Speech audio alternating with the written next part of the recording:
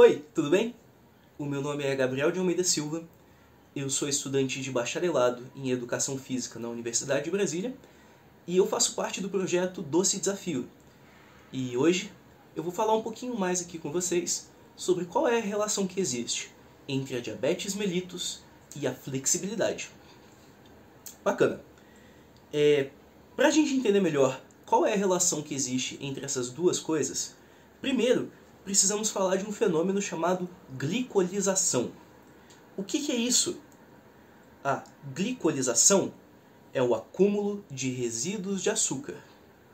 Sabe quando a gente dissolve açúcar num copo d'água e fica aquele restinho no fundo do copo que parece quase que uns cristais de açúcar? A lógica é mais ou menos essa.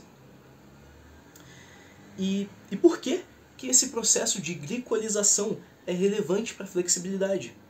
É relevante porque a diabetes é uma doença que se caracteriza por uma hiperglicemia constante, ou seja, por um nível de glicose, por um nível de açúcar no sangue muito alto e que permanece assim por muito tempo. E essa glicolização é uma coisa que acontece por todo o corpo do diabético. Afinal de contas, o açúcar está presente no sangue e o sangue corre pelo corpo como um todo. Mas acontece que a formação desses cristais de açúcar não acontece de forma igual por todo o nosso corpo. A glicolização afeta, em especial, os ligamentos do nosso corpo, já que esse tecido é quase como se uma teia de fibras elásticas e colágeno. E quando esses cristais de açúcar se alojam nos espaços vazios dessa teia, o ligamento perde a sua flexibilidade e se torna mais rígido. E a perda de flexibilidade não é exclusividade da população diabética.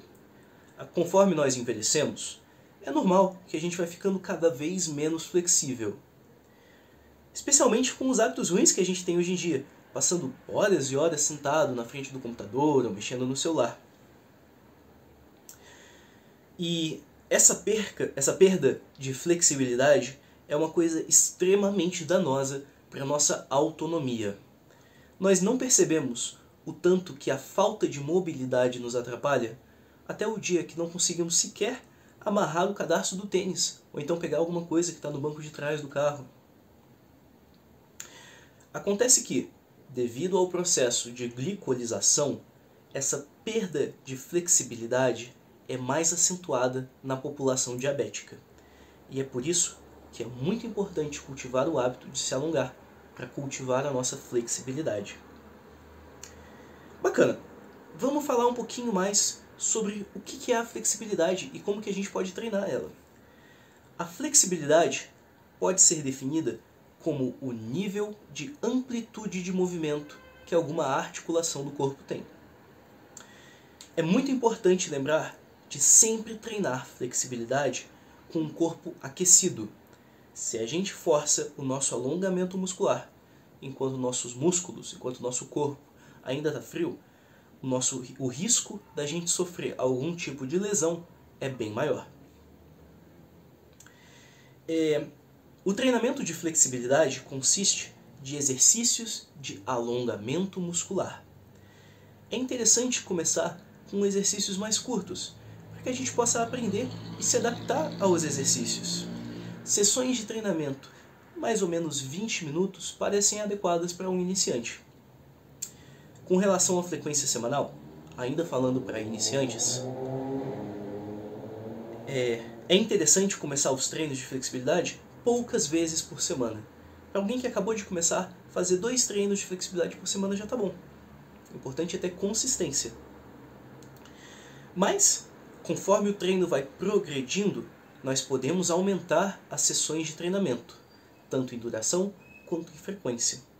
E se você realmente quiser conquistar uma flexibilidade bem avançada, é possível chegar até mesmo 5 ou 6 sessões de treinamento de flexibilidade em uma única semana. Mas, se a gente está falando de manutenção de flexibilidade saudável, para alguém que já não é mais iniciante, 3 sessões de treinamento de mais ou menos 30 minutos por semana são o suficiente. Falando um pouquinho sobre os tipos de flexibilidade e os tipos de treino de flexibilidade. Quanto ao treino de flexibilidade, nós temos basicamente 3.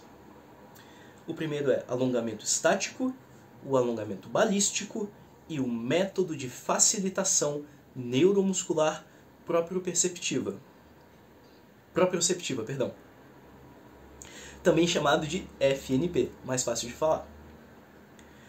No alongamento estático, os músculos e o tecido conjuntivo são mantidos numa posição estacionária, estática, no maior alongamento possível durante algum intervalo de tempo.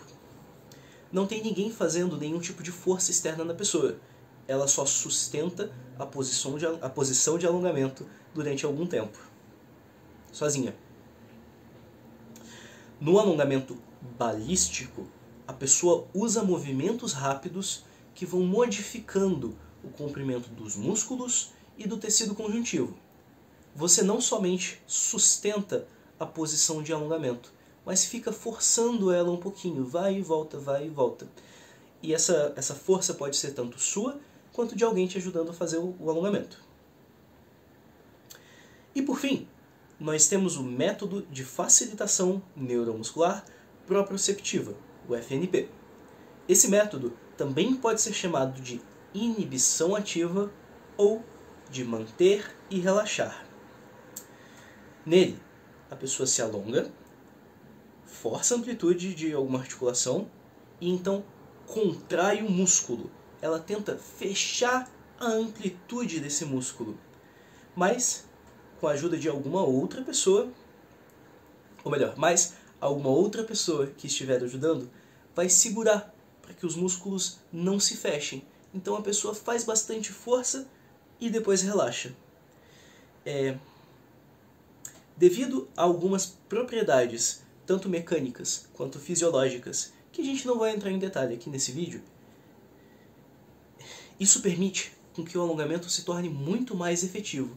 Então a pessoa repete esse movimento. Ela abre a amplitude da articulação, força bastante para fechar, para contrair, alguma outra pessoa segura, impede que o músculo feche, então relaxa e força um pouquinho mais.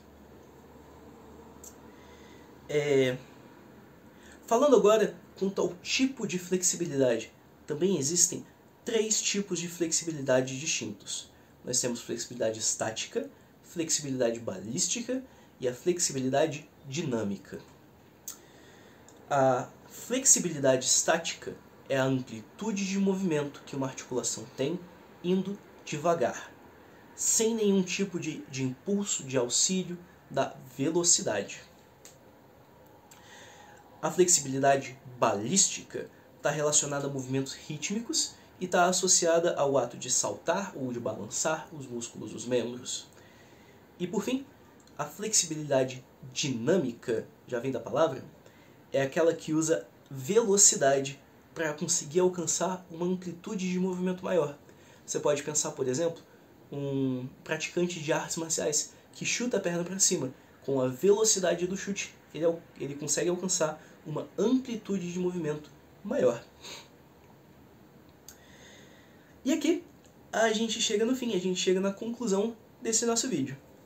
A flexibilidade, infelizmente, é uma das capacidades motoras mais esquecidas, é uma das capacidades motoras que a gente menos treina. Mas ela também é uma das que mais contribui para que a gente tenha qualidade de vida e principalmente autonomia. A perda da flexibilidade é uma coisa no qual todas as pessoas do mundo estão suscetíveis, principalmente se a gente não treinar, não cultivar essa flexibilidade. Acontece que, devido à glicolização, a população diabética sofre muito mais com isso. Por isso que é muito importante, mesmo que seja 10 minutinhos de alongamento por dia, já faz diferença. E é isso. Então, lembre-se de se alongar, bebam bastante água e a gente se vê no próximo vídeo. Muito obrigado pela atenção.